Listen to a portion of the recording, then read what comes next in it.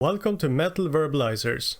This is a podcast about supporting great underground metal and the hardworking musicians who are making this music. We invite members of these underground bands to talk about their music. Things like, for example, the band's inspirations, origin, future plans, and more, as a way to introduce these bands to you. However, even if you are familiar with a band, maybe you will hear something new that you didn't know already. I'm Johan Verbalizer, and now it's time to verbalize.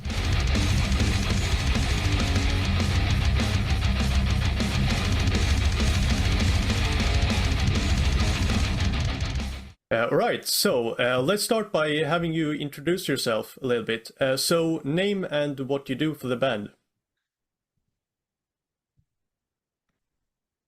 So I'm Nick, I'm the second lead guitar. And I'm Tom, I'm the drummer, and I write like most of the lyrics. Alright. So I guess we could continue with a little bit like individual questions. So when did you start playing your instrument? I started playing in 1993, and I wanted to form a band, and we had a band called Kuhfotze, which means cow cunt, and it was pretty much just noise because we couldn't play. And then we switched to thrash metal because it was like the music we grew up with. We were like 16-year-old kids, and it sounded a bit like, I don't know, do you know Aversion from California? Maybe. Yeah, it was like you know, a bit punk, a bit old Metallica stuff. Right. Like, it sounded like when Metallica are playing Misfits cover versions, and we stole the logo from, we call it Shark Attack, like the first Wehrmacht album. So we just stole the logo from the Wehrmacht album and made our own logo, Shark Attack. No, we stole the logo from Dark Angel and named the band Shark Attacks, and so that was the beginning for me. Right. Yeah, I started playing as I was somewhere around 10 years old.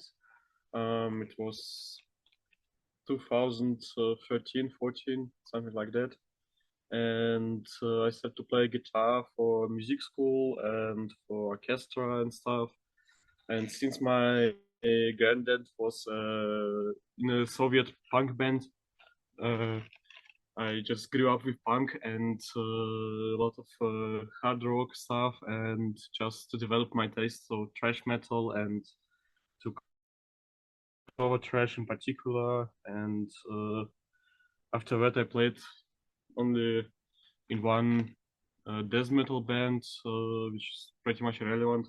And after that, I played for Hateful, and I'm playing for Hateful right now. So.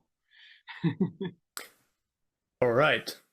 So when was the band started? And if you want to, also feel free to elaborate on how it started.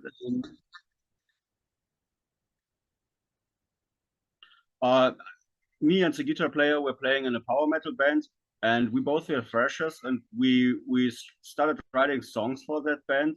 And the guitar player was not so happy with the musical direction and with the recordings and with the layouts for our demo CDs, because everything was very very sloppy and very rushed, and he wanted to do something more professional.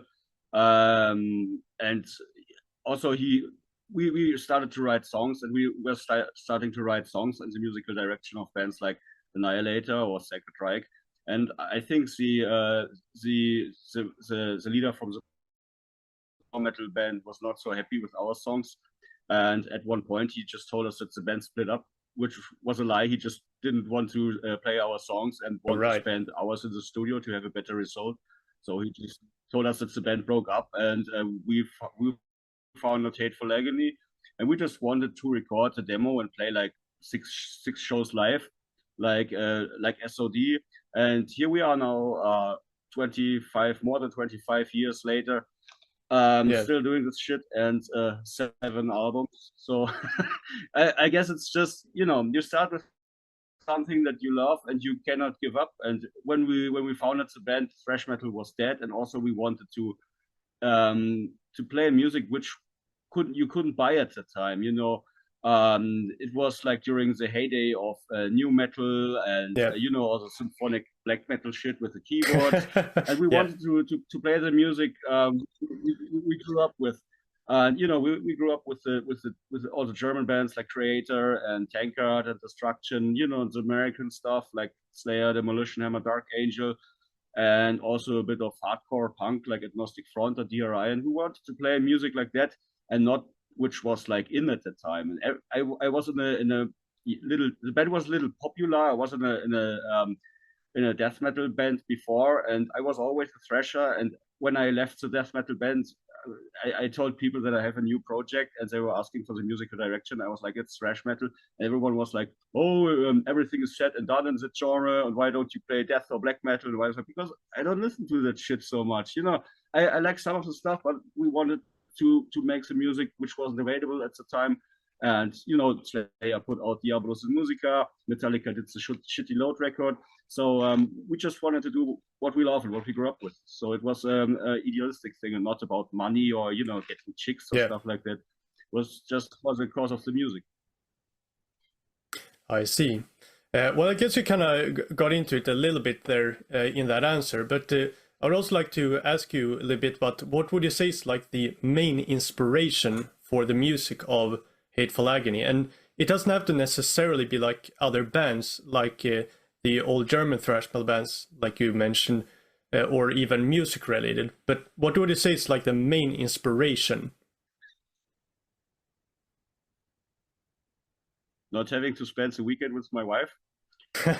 No, but the main inspiration, there are many inspirations. Okay, at first the music, like I said before, horror movies, not to be so happy with the society we live in. Also like world problems. It's also an escape from because we all work, and it's also an escape from the boring 9-to-5 routine. And I did a lot of things because of the music which I couldn't do when I didn't have the band. We just played in Asia. I would have never traveled to Malaysia or to Thailand or like Central America to Mexico if it wasn't for the music, So there are a lot of reasons to play in the band. And also I'm writing lyrics constantly about things I see or stuff I read or things I see in the TV. So there are like 10,000 reasons to play in that band, and it's still fun. And of course, sometimes it's a drag, but I mean, the fun side is way more heavier than like, dealing with shitty promoters or dealing with shitty clubs and stuff like this. So that's the reason why we still carry on, or I still carry on. I can only speak for myself. I don't know why the other guys do this. Maybe to get drunk for free. I don't know. Yeah. But as you also mentioned a little bit, that the band has been active for quite some time now. Do you think that the inspirations have changed a little bit over time, or do you think that they have been pretty much the same since the start? I still listen to the same stuff I listened to when I was like 11 or 12 years old. It's just getting like more and more and more. And my wife is like, we have to move because we don't have so much stuff at home. We don't have so much space at home for all the stuff that you buy, like vinyl and cassettes and CDs. And I'm still a fan, and I'm not like one of the old metal guys who's now listening to blues and just play metal to I don't know, to make some money and play some shows and get some chicks and get some beer. It's like I'm still a fan, and I still collect that stuff. And that's my reason. It has not changed. It's the same inspiration since I was a teenager. So I like bands which have a certain and you can rely on, like Motorhead or Sodom. Yeah.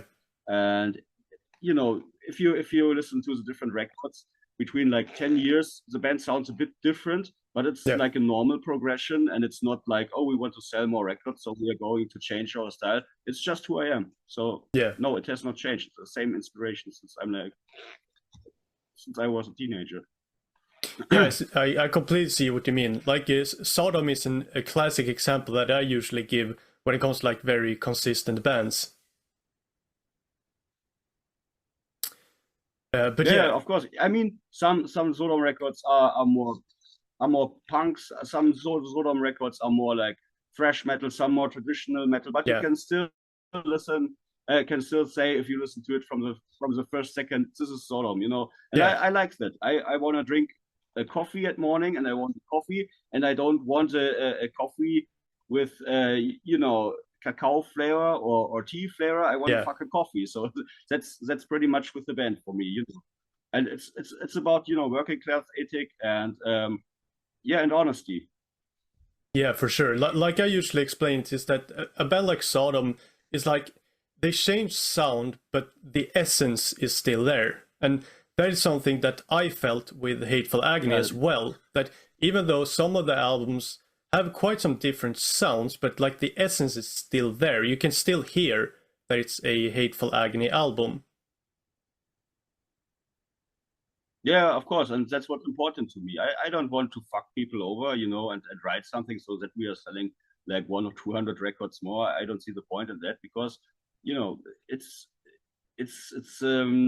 just where my heart is and what I want to do. So I, for for me, it's important to be honest to myself and to be honest with people who buy our records. So I wouldn't change our sound. I would just add some pieces here and there. You know, for us, it's the same. Like with a band like Sodom, some of our records have more like a crossover thrash or hardcore influence. Others are more like going into the very death metal direction, but the essence is like old German and old American thrash.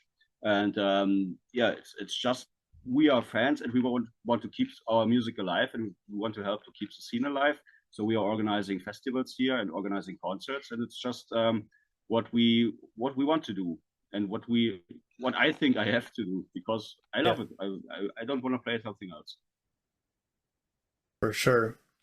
I would also like to discuss the kind of like lyrical themes a little bit. Like you mentioned before that you are writing at least most of the lyrics for the band. So it is pretty clear to me that they tend to roll a lot around like politics and not the least war and subjects like that, which is also very prominent on the artwork. But I also noticed that on albums like In the Name of God, for example, it seems like it's taking a little bit of a religion approach. So would you like to discuss that a little bit? Yeah, of course. The reason why In the Name of God, a religious approach, is because our bass player at the time turned from agnostic to atheist. And I was watching a lot of Bill Maher on YouTube, and I watched the movie Religious at the time. And I grew up in a very Christian house. My grandfather used to play organ at church, and I had the same I had the same path. I started as a Christian, and then I went agnostic, and then I became an atheist, and I was with 15 I was a Satanist for like 2 weeks, but you know, then I started to reach the age of reason, and yeah, and we just progressed, and we just wrote down what we feel about religion and of our way, and it was a natural progression for us to become atheists at some point, and yeah, that's the reason why it's more religious albums than maybe like the other albums. And the other lyrics are it's just yeah, what I'm influenced by at the time. You know, if I watch a lot of horror movies, I will write about you know, Chucky or Freddy Krueger or zombies or whatever. And if I read books, I will write about some themes in the books. It's just what happens around me at the time, you know, or what I see on the street or what I see when I put on the TV. It's just my thoughts, the lyrics, and if I can help to point to help people to think about different things, I like it. You know, some people are like, I don't like thrash metal because bands like Nuclear Assault are always preaching, and it's okay if you don't want to hear it. I listen to a lot of stuff which is not necessarily my viewpoint on things. Like a lot of the bands from New York have like a more right wing view on a lot of things, and I have a more anarchist view on a lot of things. So, but I can listen to the music and still enjoy it, even if I don't have the same viewpoint as some bands that I listen to. Yeah, that makes sense. But I would also like to ask you a little bit about the future of Hateful Agony. Do you have any plans for the future in regards to new music, touring?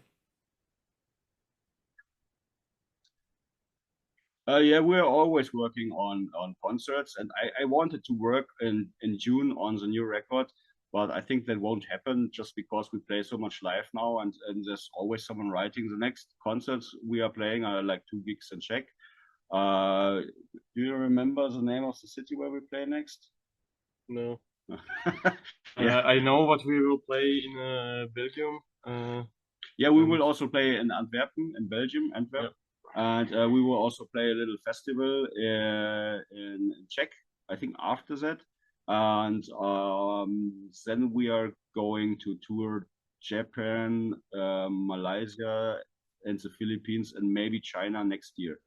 And so if we have like 3 or 4 months between the gigs, then we will write on new songs for the next record. But I also don't want to rush things, I rather make a good record every 3 or 4 years than like putting out some mediocre records every half a year or like every year, like some bands do. So I rather have a good record every 3 or 4 years. So playing live is now top. All right. So yeah, I think that makes a lot of sense. But yeah, like you're saying, you're prioritizing playing live right now and not new music. Yes. All right. So basically, it may be because of me, because I'm the newest addition to the band and got to play some live concerts with Hateful. We just played the tour in Asia and a little festival here in Munich. And I still need to get used to the band. I still need to get used to the whole style of Hateful, just to make new music in the style of Hateful. So we keep the essence. Also, I don't want to shut down like promoters and if someone wants us to play, we play, and I think that's what metal is all about, just going out and play. And if we would now just start to rehearse for the next record and write songs for the next record, we maybe miss a lot of good festivals and miss a lot of good shows. So I rather wait until we have like 3 or 4 months nothing, and then we just start writing. So we are always doing something, and we are always continuing to do something. So we are always active. I don't want to sit around half a year and wait for the release of the record so we can start concerts again. Oh, fuck that. We go out and we play. That's it. Yeah, I really respect that. But yeah, I pretty much have only like one last thing, and that is there anything else that you want to say before we end? Something that you wish I asked about, or generally something that you would like to say to the people listening, for example? I would like to add something to the people who are like new to metal and don't just go to the big concerts and don't just go to bands which had like their prime like 30-40 years ago. Go to small concerts and see bands which are still hungry. I'm not talking about us. I'm talking about new thrash metal bands and new death metal bands and new real metal bands, and not just the old farts who will rip you off and give you like a tired show. And just go to small gigs, help little bands to get bigger, because if you go to a festival in Germany, it's the same bands all the time. Just the lineup switches from one festival to the next festival, next year, and you have the same bands. And there's there's very little chance for new bands to come. At one point, Judas Priest and Overkill used to be like small bands, and they got big because they got some support, and they got big because people put them on the roster of festivals. And now it's just the same band since like fucking 25, 30 years. So just give new bands a chance to play. I mean, they maybe like not as like as the first band or as the second band, when no one is there. So give them a fair chance, because all the old rock bands are past their prime since a long time, and in 5 or 10 years, it sounds a bit harsh, but most of them will be dead. And we need new bands. And I don't want to see a fucking cover band headlining a festival. What is this bullshit? There are enough good bands out there who can do this. Enough good young bands. And the local young bands will be a lot more thankful for your arrival, and you will make some friends and you will get into the scene. And you don't have to pay to meet them. Yeah, they will drink a beer with you just because you're there. Yeah, I completely agree. That is so. I don't know. Is there something we can add on? But yeah, I completely agree with that. I mean, there are a few times that I've been enjoying myself at shows more than at like small clubs with like underground metal bands. Yeah, you can see the band, you can talk to the guys, you can hang out, you can drink a beer. You don't pay like 60 euros to stand to have some guy, 2-meter high guy standing in front of you with an afro and you do fucking nothing, Yeah. And so you will have a good time. You will have like, I heard people who go to a Metallica concert and they can't even headbang or mosh there because someone would complain. What is this? Go to a small club, watch your local bands, watch like all the bands who are on tour with the van, and not bands do some real motion. Yeah. and not bands who wrote a good album like the last good album like 40 years ago. Yeah. So that I maybe sound a bit arrogant, but I see it as a fan. Just new bands. And again, I'm not talking about us because we're not a new band. Just give new bands a chance and maybe help them to become like the next Priest or Maiden or Yeah, I completely agree.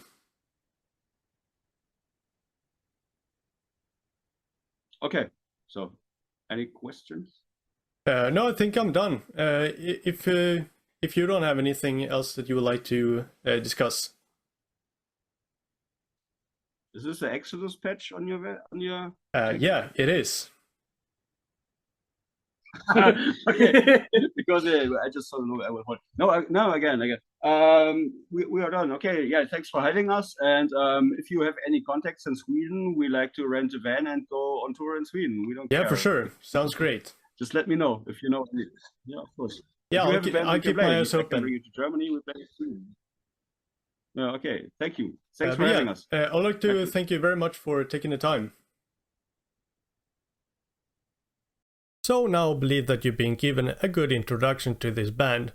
Now we'd like to strongly encourage you to go and listen to this band. If you like this band, make sure to go to their pages and show them some support. Simply liking, commenting, sharing, and telling the bands that you enjoy their music is very important. It's a great way to encourage the bands to keep going and to keep the underground alive. We really appreciate that you've been listening all the way to the end.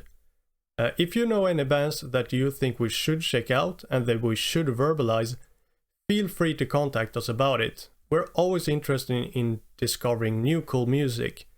However, we can't guarantee that we will verbalize the bands you suggest, but we will listen to it and we will consider making episodes about all of them. Thank you very much for listening to and supporting Verbalizers. We will be back to verbalize again next week.